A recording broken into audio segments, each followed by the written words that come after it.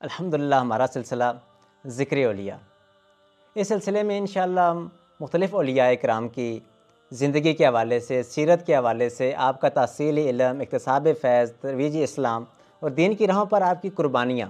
اور آپ کی زندگی کا اصل مشن کیا تھا اس کو بیان کرنے کی کوشش کریں گے، اور آپ کی اوراد و وظائف مختلف اولیاء کرام کے مختلف سلاسل کے، جس طرح سلسلہ نقشبندیہ ہے، چشتیہ ہے، قادریہ ہے، خضریہ ہے، سہروردیہ ہے، نشائیہ ہے، ان سلاسل کے ہم مختلف اولیاء کرام کی سیرت پر کلام کرنے کی کوشش کریں گے۔ تو آج ہمارے سلسلے میں جس شخصیت کا ہمارا جو کلام کرنے کا موضوع ہے وہ ہیں حضور خواجہ خواجگاں خواجہ نظام الدین اولیاء ولی مشکل کشا رحمۃ اللہ علیہ، سرکار کیانوی کیاں شریف۔ حضور بابا جی خواجہ نظام الدین اولیاء رحمۃ اللہ علیہ، آپ کا جو مزار شریف ہے وہ کیاں شریف میں ہے۔ ان کے آپ بیسیکلی آپ دیکھیں تو حضور بابا جی رحمۃ اللہ علیہ پشت در پشت اولیاء کرام، مطلب آپ کے والد صاحب آپ کے پیر و مرشد بھی ہیں، اور آپ کے والد صاحب بھی ہیں، اور آپ کے استاد بھی ہیں۔ اس طرح آپ کے والد صاحب یعنی آپ کے دادا، پھر آپ کے پردادا، یعنی کہ یہ پشت در پشت یہ ولایت کا ایک سلسلہ چلتا رہا، اور آخر میں حضور خواجہ نظام الدین اولیاء رحمۃ اللہ علیہ نے وہ مقام پایا کہ اس کو میں سادے سے دو لفظوں میں کہہ دوں تو آپ سے فیض پا کر اس وقت پوری دنیا میں 115 خانقاہیں چل رہی،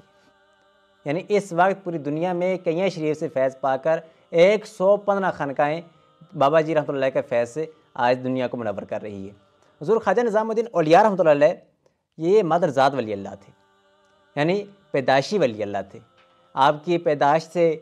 پہلے آپ کے والد ماجد کو، آپ کے دادا کو مختلف اولیاء کرام نے، مختلف بزرگان دین نے آ کے بشارت دی تھی کہ آپ کے گھر پر ایک ایسا بچہ پیدا ہوگا جو پورے دنیا کو علم عرفان کے نور سے منور کرے گا۔ تو جس رات کو حضور بابا جی رحمۃ اللہ علیہ پیدا ہوئے، آپ کی پیدائش چنجاڑ شریف میں ہوئی ہے، جہاں حضور بابا جی رحمۃ اللہ علیہ کے پیر و مرشد آپ کے والد صاحب حضرت سلطان المشائخ سلطان الملوک بادشاہ رحمۃ اللہ علیہ آپ کا مزار شریف ہے وہاں پر۔ تو جب آپ جس رات پیدا ہوئے تو آپ کے والد ماجد، آپ کے پیر و مرشد گھر سے غائب ہو گئے۔ اب گھر والے بڑے پریشان تھے کہ آج رات باہر بچہ پیدا ہوا ہے اور والد صاحب کو تو گھر ہونا چاہیے۔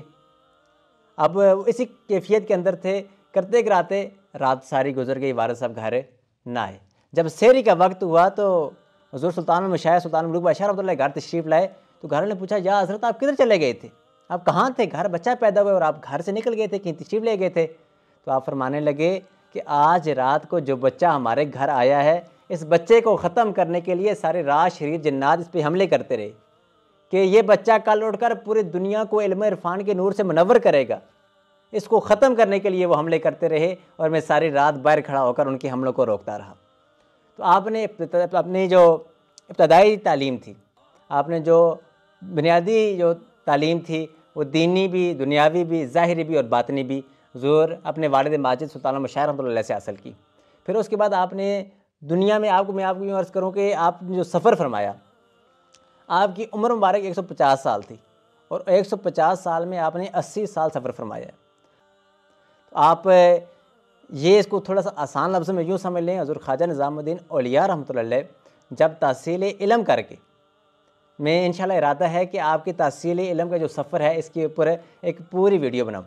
لیکن آپ مختصر جب تحصیل علم کر کے، علم حاصل کر کے جب واپس چنجاڑ شریف میں حضور اپنے والد ماجد کی خدمت میں حاضر ہوئے تو بابا جی رحمۃ اللہ علیہ کو حکم ملا کہ اب آپ نے اکتساب فیض کا سفر کرنا ہے۔ تو اس وقت بابا جی رحمۃ اللہ علیہ نکلے، پھر آپ نے اکتساب فیض کا سفر کیا۔ آپ چورا شریف، ماگم شریف، گول شریف اور چورا شریف، آپ ماگم شریف میں گئے اور خواجہ صدق میر رحمۃ اللہ علیہ سے پھر آپ نے وہ جو لنگر کا سلسلہ تھا اس کی اجازت ملی۔ پھر آپ جب چنجاڑ شریف میں دوبارہ تشریف لے کے آئے تو بابا جی رحمۃ اللہ کو والد صاحب نے حکم دیا کہ بیٹا اب آپ نے وہ مقام تلاش کرنا ہے جہاں پر صرف تو اور تیرا رب ہو، دنیا سے کنارہ کش ہو جائیں آپ۔ تو اب حضور خواجہ نظام الدین اولیاء رحمۃ اللہ علیہ چنجاڑ شریف سے نکلے اور کیاں شریف میں ایک مقام ہے پیٹی، جو چاروں طرف سے پہاڑوں میں گھیرا ہوا ہے، تو اس کے اندر ایک غار ہے۔ آپ نے 40 دن وہاں جا کے چلا فرمایا، اور اس کے بعد آپ کیاں شریف جہاں پر مغل دھار جہاں مزار شریف ہے وہاں کرم فرما ہوئے، وہاں تشریف لے آئے۔ پھر آپ نے اپنی ساری زندگی، جب آپ کیاں شریف تشریف لے کر گئے اس کے بعد آپ نے سفر نہیں فرمایا، پھر آپ مستقل ہی وہاں کیاں شریف میں ہی قیام فرمایا۔ اور کیاں شریف کا لنگر کا انداز یہ ہے کہ وہ صبح سحری میں شروع ہوتا ہے اور رات گئے تک، اس کا کوئی مخصوص وقت نہیں ہے کہ یہ صبح کے ٹائم ناشتہ ہوگا، دن کے ٹائم پہ کھانا ہوگا، جو جس وقت آئے گا، جو جس وقت جائے گا اس کو آتے بھی کھانا، جاتے بھی کھانا، اور جتنا ٹائم وہ رہے گا، جس وقت اس کو حاجت پڑے گی اس کو کھانا پیش کیا جائے گا۔ تو حضور خواجہ نظام الدین اولیاء رحمۃ اللہ کا جو ابھی سالانہ عرس شریف ہوتا ہے وہ رمضان شریف کے فوراً بعد کیا جاتا ہے۔ تو اللہ پاک ہمیں اولیاء کرام کی کامل تعلیمات پر چلنا نصیب فرمائے۔ اور بابا جی رحمۃ اللہ کی جو ایک خاص امتیازی شان ہے وہ ایک یہ ہے کہ حضور بابا جی رحمۃ اللہ ایک بہت بڑے ولی اللہ ہیں، یعنی کہ ان کی ولایت کے لیے اتنا ہی لفظ کہنا کافی ہے کہ حضور بابا جی